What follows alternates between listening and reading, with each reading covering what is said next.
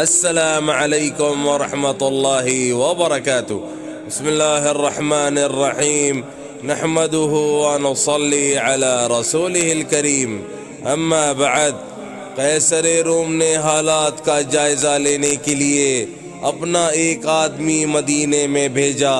وہاں پہنچ کر وہ کسی سے پوچھنے لگا، آپ کے شہنشاہ معظم کا محل کہاں ہے؟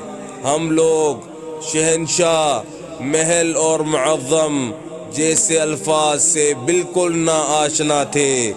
آپ بس یہ بتائیں کہ ملنا کس سے ہے؟ اس نے کہا، مسلمانوں کے بادشاہ سے۔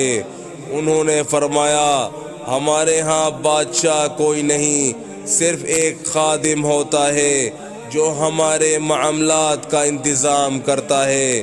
اس کا نام عمر رضی اللہ عنہ ہے، اور وہ محل میں نہیں رہتے ہیں بلکہ گارے کے ایک جھوپڑے میں رہتے ہیں، اور وہ اس وقت کہیں مزدوری کر رہے ہوں گے۔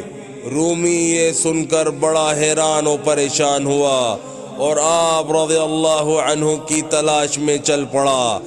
ذرا آگے جا کر دیکھا کہ حضرت عمر رضی اللہ عنہ سر کے نیچے درہ رکھ کر مٹی پہ سوئے ہوئے ہیں۔ یہ دیکھ کر کہنے لگا، کیا یہ ہے عمر رضی اللہ عنہ جس کی ہیبت سے دنیا کے فرما رواؤں کی نیند اڑ چکی ہے؟ اے عمر رضی اللہ عنہ، تم نے انصاف کیا اور تمہیں گرم ریت پر بھی نیند آ گئی۔ ہمارے بادشاہ ظالم اور بد دیانت ہیں، اس لیے انہیں سنگین حصاروں میں بھی نیند نہیں آتی۔